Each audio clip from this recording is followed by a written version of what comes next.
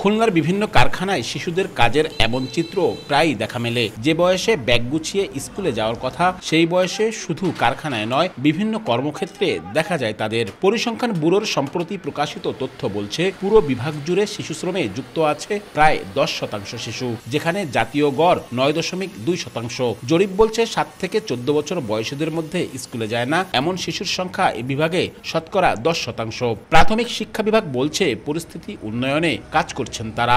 অভিভাবকদের বোঝানো, home visit করা যদি ইরেগুলার হয়, লেখাপড়ার যাতে তারা মনোযোগী হয় সেজন্য মোবাইল ফোনের মাধ্যমে শিক্ষকদেরকে আমরা হোম ভিজিট বাড়ানোর জন্য আমরা বলেছি।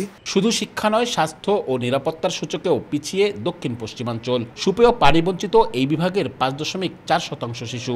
বেসিক স্যানিটেশন পায় না 21.4% শিশু। দুই ক্ষেত্রেই যা জাতীয় গড়ের চেয়ে বেশি। সবচেয়ে উদ্বেগজনক তথ্য পাওয়া গেছে শিশুদের রক্তে সীসা প্রবেশ নিয়ে। খুলনা বিভাগের 12 থেকে 59 মাস বয়সী 17.8% শিশুর রক্তে সীসার মাত্রা স্বাভাবিকের চেয়ে বেশি পাওয়া গেছে।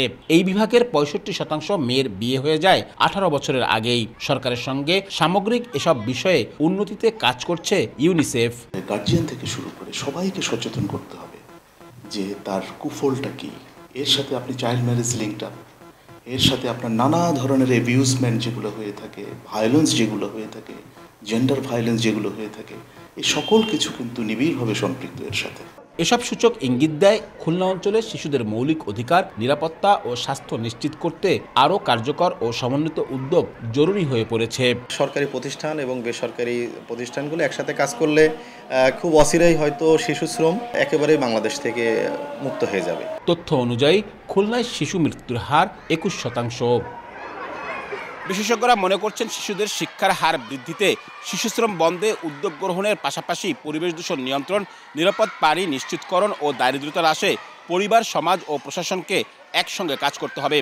অন্যথায় ভবিষ্যতে এ অঞ্চলে শিশুদের উন্নয়ন ও মানব সম্পদ সম্ভাবনা ক্ষতিগ্রস্ত হওয়ার আশঙ্কা রয়েছে। আব্দুল্লাহ আল মামুন রুবেল, সময় সংবাদ, খুলনা।